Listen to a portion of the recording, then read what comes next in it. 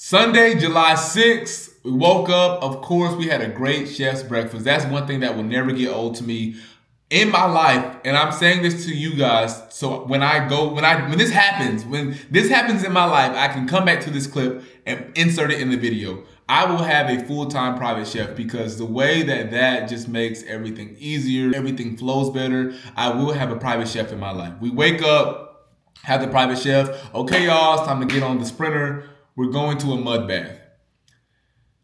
I kind of forgot that the mud bath was in a volcano.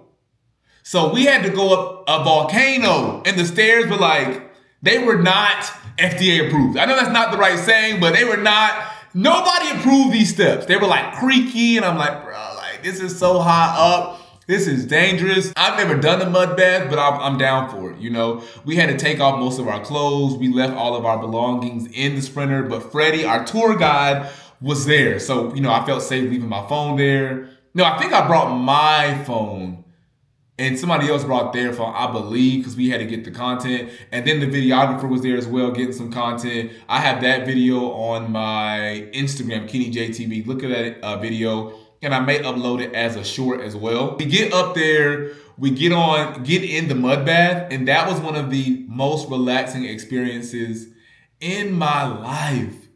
Just getting in the mud, it was a perfect temperature.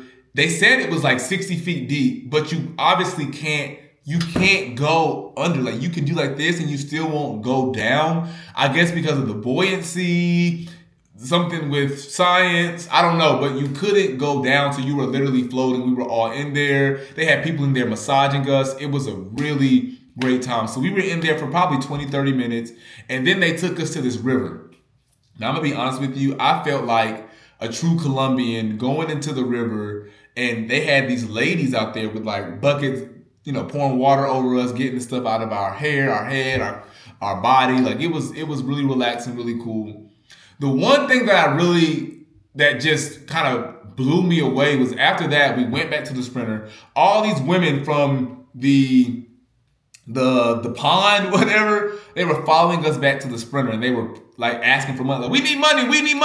They were hassling us for money. And some people were paying them and whatever. And the tour guide was like, no, get on the bus, get on the sprinter. And he closes the door. And he was like, no, this is why I tell you guys to talk to me first, because you need to give me the money and I can give it to them, because people they're going to hassle you for this money, X, Y, and Z. So he ended up collecting the money, giving it to them. Some of them were still upset because I guess they didn't get their money, but it was insane the way they were vultures at the door. You know what I felt like? I felt like how those celebrities feel when they're on tour and they're in those blacked out vans or buses, and all the fans are just beating on the window hey! That's what it felt like. And I was like, bro, this is actually insane. So we ended up leaving there, and then we went to get lunch in local Colombia. It was houses, and it seemed like a very poor area, but the restaurant was amazing and it was near the beach.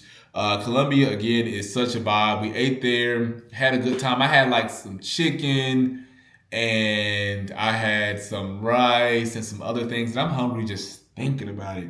But we were there for a little bit, and then we went to the beach and we did jet skis. Now, I've never done jet skis in my life. We get on the jet skis. That was one of the scariest experiences of my life, hands down. Getting on those jet skis, just because I really couldn't control it. And I'm glad, for me, so one of the girls was going to get on the back of mine, and I ended up saying, no, I want to get on it by myself.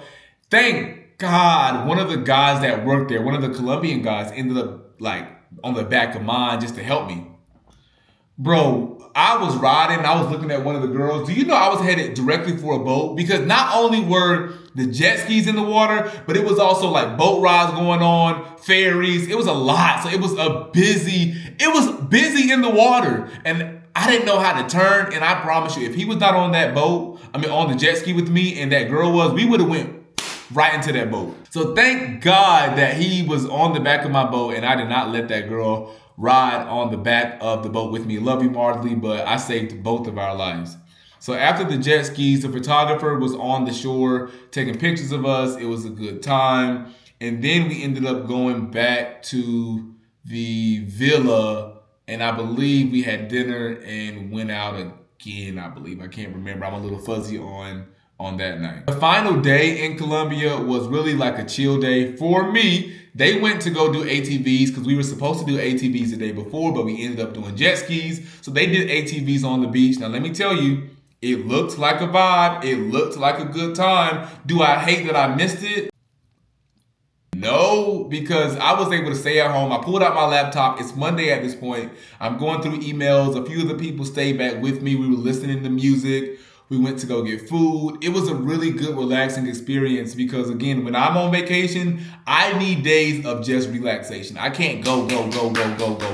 And even Alexa said, like, on the next trip, I do realize I need to put some type of relaxation days in there just so people can decompress and relax because we were on go the entire trip. So that was cool. Ended up getting food, relaxing, eating the chef's breakfast yet again. When they got back, they were like, hey, we're going to just explore the walled city. You want to come? And I'm like, absolutely. Like, I've been relaxing. I feel rejuvenated. We ended up walking up on this type of festival. They had a beauty pageant going on. I've never seen that many beautiful women in one place. It was probably like 30 beautiful Colombian women. Beautiful. It was amazing. And we were just walking the walled city. We walked all the way, literally from edge to edge, went into different shops, went into the jeweler, went to get ice cream. Then we went to go get tacos. Like, it was just such a great experience. And it was just so calming, you know, just to be able to relax, see the culture, see the festival, see everything going on. It was just really, really a good time. That night, we had our farewell dinner on this nice rooftop, and everybody was pretty exhausted at that point. But it was the last one. They had a live sax player. Like, it was just a good time. And it was kind of sad because we were all leaving the next day. I got back to the villa that night, and I think that's the night we were on the rooftop just vibing, having a good time. Went to my room, packed up everything, and literally the next day, I was out of there early in the morning to the airport. And again, like, we tried to extend the trip, like, hey, we should have stayed longer, but my flight couldn't be changed. I had meetings back home, so I really couldn't change my flight or adjust it. So I was pretty sad about that, but all good things must come to an end. And from there, that's why I'm going to the Ibiza trip, is because we had such a good time on that trip. But that trip single-handedly changed my life. It really helped me to understand that I can really be myself no matter what people think, no matter what people say. And that comes from, again, honestly, it's deep rooted in my childhood and just being told to act a certain way or be a certain way. In reality, that was me creating a shield to protect who I really was, you know? So I'm very grateful to be able to, you know, be authentically me around these people and share that journey with you guys as well.